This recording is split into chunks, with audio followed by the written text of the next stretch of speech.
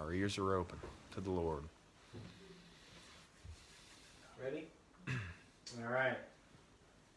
So, there is a character in the Old Testament that reoccurs. And I guess we're going to get into it a little bit of who is it. And it's the angel of the Lord.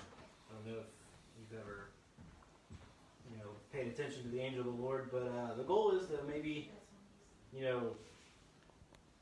understand who it is, and I'm going to kind of make some connections to why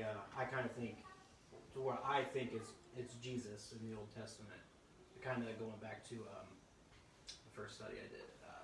But we're going to try to make some connections. I'm going to try to lead you there to show that it's Jesus in the Old Testament, that he's there.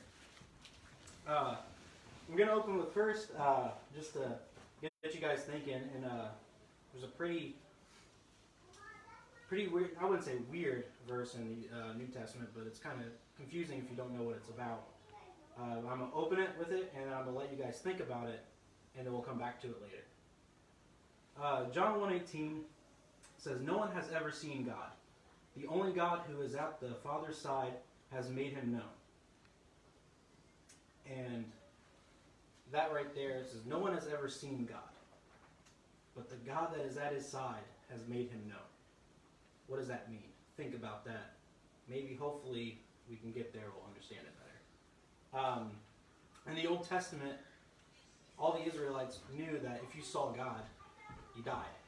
And there's tons of people in the Old Testament who claim to see him, but never died. So we're going to open up the very first time we see the angel of the Lord, the very first time he is mentioned. It's in Genesis 16:7. If you want to open up and read with me, you can. Just a little background. Sarah and Abram believe that they can't have a child. So they agreed for Abram to sleep with Hagar. And after this, after she realizes that she's pregnant, things get a little messy. And Sarah starts, treating Hagar pretty terribly, and Hagar flees. So we'll open up with Genesis 16:7. "The angel of the Lord found Hagar near a spring in the desert. It was the spring that is beside the road to Shur. And he said, 'Hagar, slave of Sarai, where have you come from, and where are you going?' I'm running away from my mistress, Sarai answered. I'm running away from my mistress, Sarai, she answered. Then the angel of the Lord told her, 'Go back to your mistress and submit to her.' The angel added, 'I will increase your descendants so much that they will be too numerous to count.' The angel of the Lord also said to her, 'You are now pregnant, and you will give birth to a son, and you shall name him Ishmael, for the Lord has heard of your misery. And he will be a wild donkey of a man. His hand will be against everyone, and everyone's hand against him, and he will live in hostility toward all his brothers.'" So at this moment, who's talking? Is it God or is it this angel? At this point, he's not really identified. But then he makes the statement that I will increase your descendants. Right? He says, I will increase. That's saying he has authority.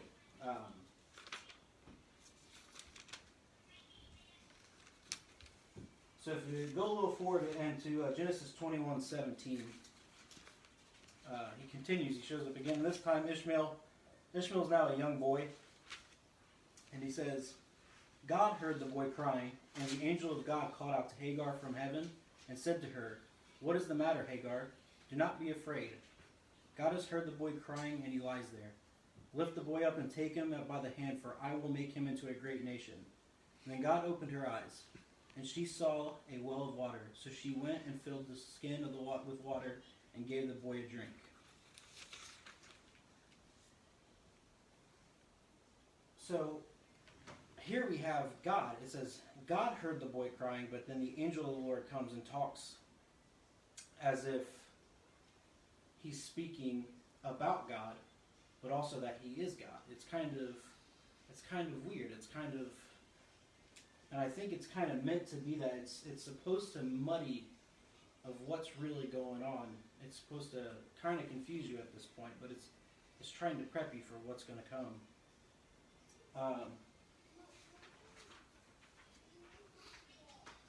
But we get into Abraham's offer of Isaac in Genesis 22.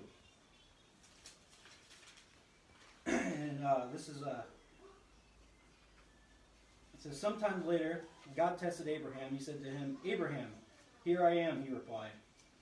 Then God said, take your son, your only son, from who you love, Isaac, and go to the region of Moriah, sacrifice him there as a burnt offering on a mountain, and I will show you. And right here, you get God. So I guess my question is, who is telling Abraham to go sacrifice his son? It's God. All right? Who is he going to make a sacrifice to? He's going to make a sacrifice to God. But, as he goes on,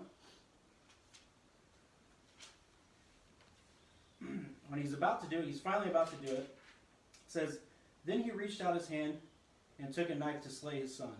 But the angel of the Lord called out from heaven and said, Abraham, Abraham, here I am, he replied. And if you notice, the angel of the Lord called out the exact same way as God called out, a few verses earlier. And it says, do not lay a hand on the boy, he said. Do not do anything to him. Now I know that you fear God, because you have not withheld me, your son, you have not withheld from me your son, your only son. So right here we get the angel of the Lord coming down saying, don't do this, because I know you won't withhold your son from God. So he's saying, right here he's kind of making it seem like God's a different person. He's saying you won't withhold him from God, but he says me. He says, now I know you fear God because you have not withheld him from me. So it's like, what? What's going on here? He's saying you fear God because you won't withhold him from me? What does that mean?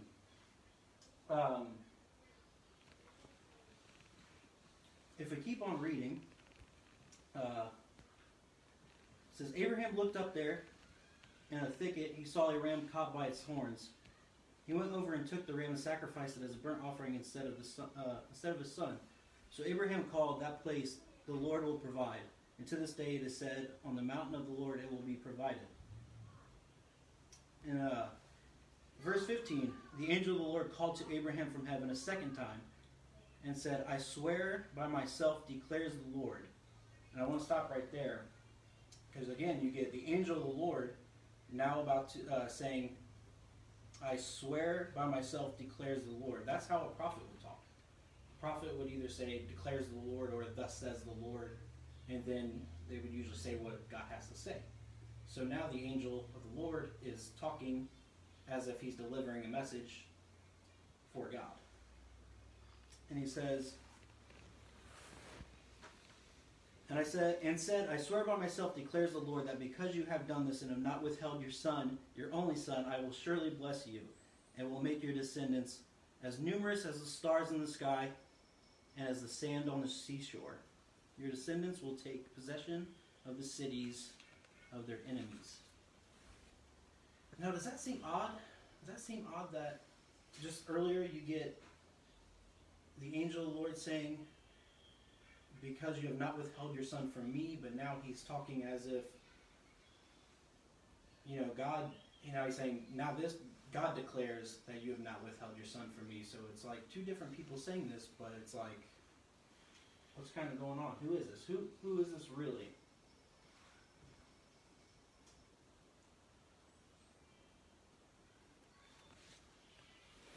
So, it just seems like, so God right here is clearly the one talking and not the angel. And again, like I said, it's supposed to be confusing. It's supposed to muddy these things. It's supposed to, sometimes in the Bible, that's confusing is supposed to be confusing. It's meant to be confusing. It's not fully supposed to be understood. The scripture tells us that in Jesus there is a mystery revealed. There's a question that is answered in the identity of Jesus. Lost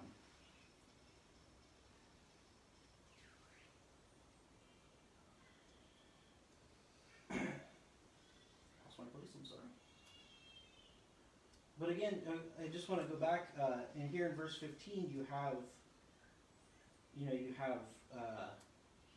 the angel of the Lord saying, God says he will bless, but just before that you have the angel of the Lord saying, I will bless. It's kind of weird. If we move on to Genesis 31, we get another instance of the angel of the Lord. And it says, this is Genesis 31, 11 through 13.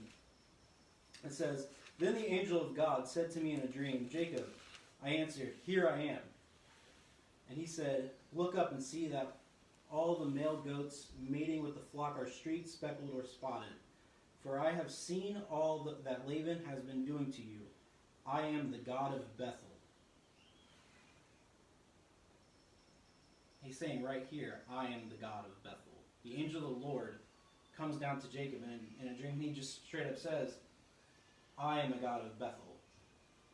I am the God of Bethel, where you anointed the pillar, and where you made a vow to me. Now stand and leave this land and return to the land of your birth. I just think it's kind of... right here you just got the angel of the Lord saying, I am God of Bethel. I think it's kind of a strong case.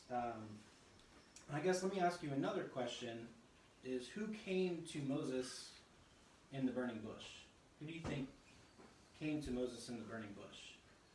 You'd have no doubt that it's God. Nobody ever really, it's God.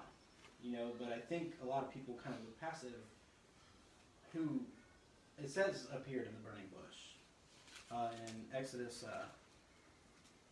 3, we'll kind of read from this. Exodus 3.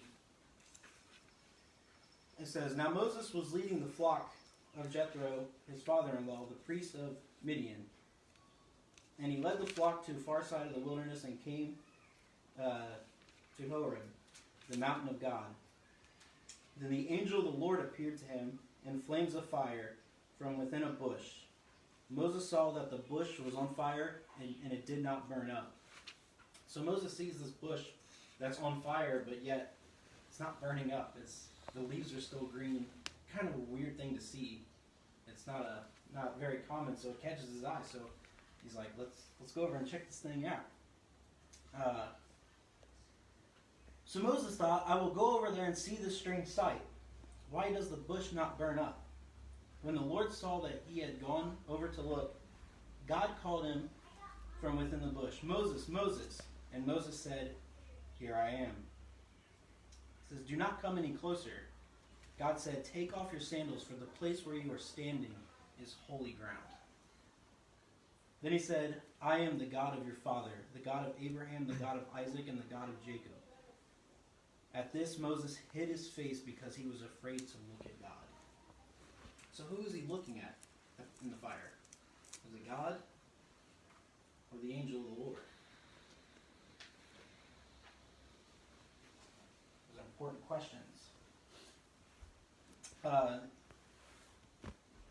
If you go, we keep reading, and we go a little further into verse 10. It says, So now go. I'm sending you to Pharaoh to bring my people, the Israelites, out of Egypt. But Moses said to God, Who am I that I should go to the Pharaoh and bring the Israelites out of Egypt? And God said, I will be with you. At this will be the sign to you, that is, I who have sent you. When you have brought the people out of Egypt, you will worship God on this mountain. Moses said to God, Suppose I go to the Israelites and say to them, The God of your fathers has sent me to you. And they ask me, What is this name? Then what shall I tell them? God said to Moses, I am who I am. This is what you are to say to the Israelites. I am has sent me to you. So right here you get the angel of the Lord telling, go tell them that God sent you, and who you have seen here today is I am God. But I guess my question is, why in verse 2, the angel of the Lord appeared to him, and then in verse 16, he tells them that God appears to him.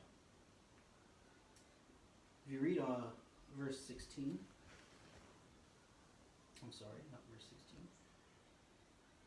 Yeah, it says, "Go assemble the elders of Israel and say to them, the Lord, the God of your fathers, the God of Abraham, Isaac, and Jacob, appeared to me and said, I have watched over you, and you have seen what has been done to you in Egypt.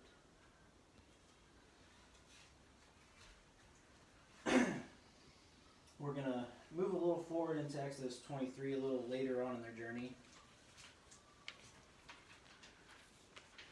And at this point, this is kind of setting up that God's angel is going to prepare a way for him.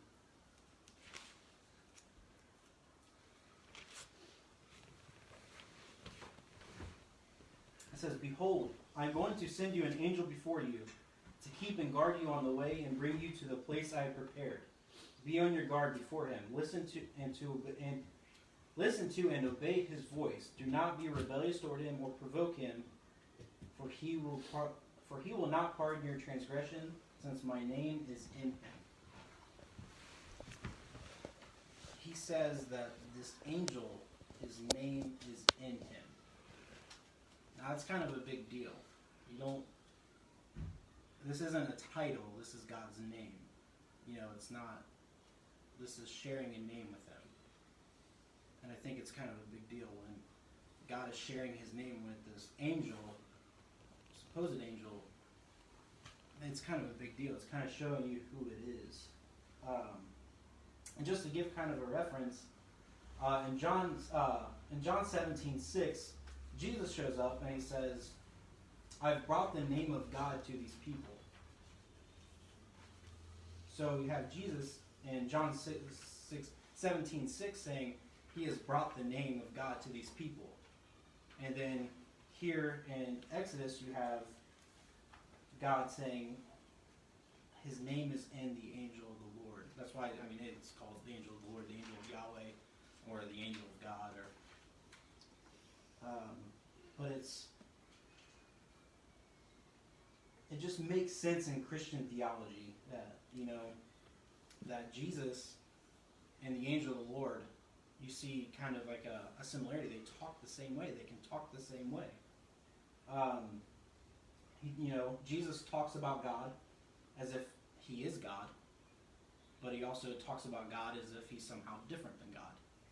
And it's the same way as the angel of the Lord. Here in Genesis and Exodus, he speaks on behalf of God as if he is God, but then he also speaks of the Father if he's totally different from him. And this kind of, like I said, it's kind of not that shocking in Exodus, because in Genesis you kind of have the groundwork laid out that you have the angel of the Lord talking about God as if he's different, but also talking as if he is God, the same way Jesus does it. They both do the same thing. And we're going to move a little forward now. We're going to head to Joshua 5.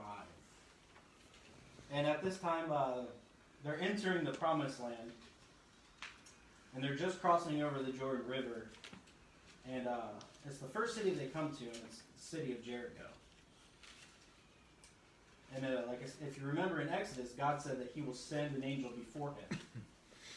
And he says, you better do what it says, and it's the angel of the Lord that would go before them. So you get, Joshua is coming out. He's not just coming out with people of Israel, he's coming out with an army. Because they've come to drive the people out of the land, they come to take it over. So he sees someone with a sword and he thinks, all right, this is it, This is the first encounter we're going to have with somebody. And so Joshua asks he asked the man. Oh, hold on. We'll get into that. I'll read 13, 15. We'll talk. Joshua 5, 13, 15. It says, "Now when Joshua was near Jericho, he looked up and saw a man standing in front of him with a drawn sword in his hand. Joshua went up to him and asked, 'Are you for us, or are you for our enemies?' And all the man just says is, 'No.'" He doesn't really answer. He just says, "No." And then he says, "But I've come as a commander of the army of the Lord, and I've now come." And then Joshua fell face down to the ground in reverence and asked him, "What message does my Lord have for his servant?" It says, the commander of the Lord's army replied, "Take off your sandals, for the place where you are standing is holy." And Joshua did so. And I think that's just like in the burning bush, when the angel of the Lord was before him, and they were there. He was told to take off his sandals, take off his shoes, because where he was standing is in the holy ground. And now you get this man who appeared with a sword, and he comes to him and he finds out that he's the commander of the Lord's army, and he falls down to worship this man, and he says, "Take off your shoes, for the ground you're on is holy ground." And you're like, why is he doing this to a man? He's falling down to a man and worshiping a man. But is he a man?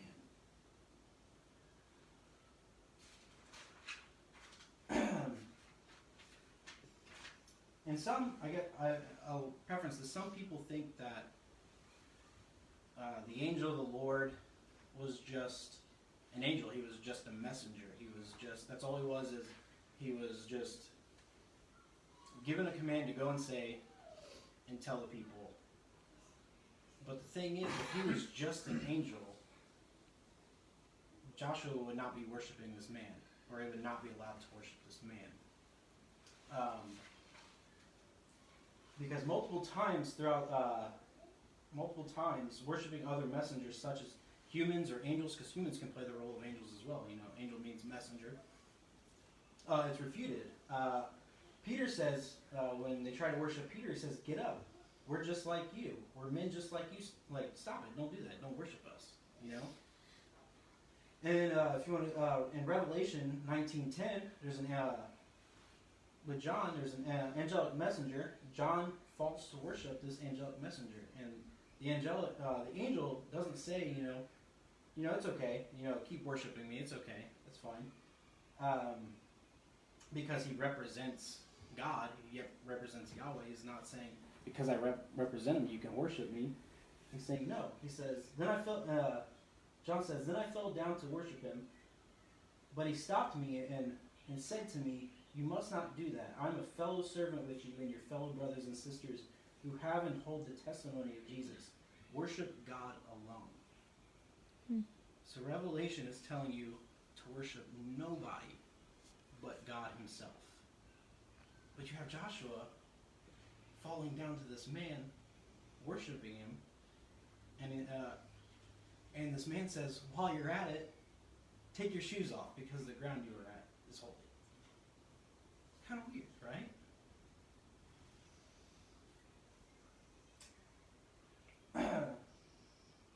But when the commander of the Lord's army, I got to that. So I guess my question is, why, when angels appear in the Bible, they don't tell people to take their shoes off? The only example we have is when God shows up. The only time people take their shoes off and worship is when they're on holy ground. And the only person who is holy is God himself.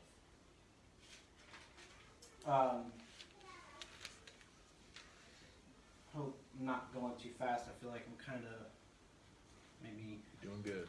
spewing some things. Do your thing, man. So we'll head to John 14:19 if you want to. You want to head there if you want. And it says, "Have I been with you so long and you still don't know me, Philip? Whoever has seen me has seen the Father, how can you say, show us the Father? So Jesus is saying, you've seen me, you've seen the Father. But we've known back to in John 17, no one has seen God, right? No one has seen God. Jesus is the representative. He is the one who goes forth to reveal God to us. And he is also God. The whole point is to show that the angel of the Lord is more than just an angel, and that Jesus is not just an angel. As some people might think that I'm making Jesus out to be maybe an angel, where maybe the angel is different. But it's in Jesus' nature who he is. Hebrew 1 tells us that he is greater than all the angels. If you refer to Jesus as an angel, you're changing who he is.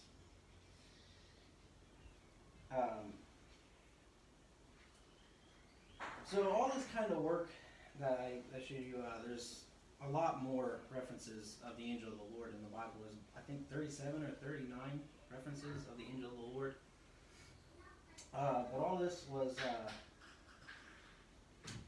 it's just trying to show you that this angel is clearly Yahweh. And in a sense, he's not. He is God, but distinct from God.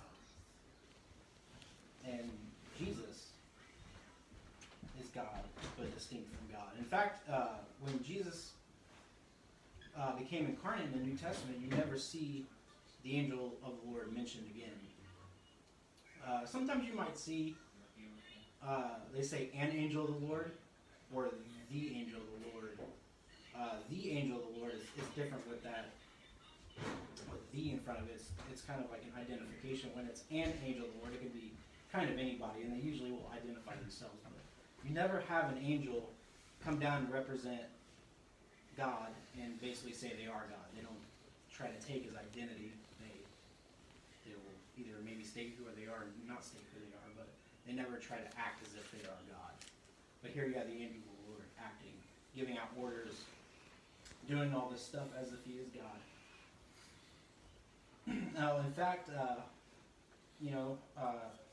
was the angel of the Lord who traveled with everybody, and when the tabernacle was built, he was the one who went into the tabernacle, and that's where he rested. It was the angel of the Lord. But the angel of the Lord, the whole point is that to show that the angel of the Lord is God appearing like a human, and Jesus is God now become a human.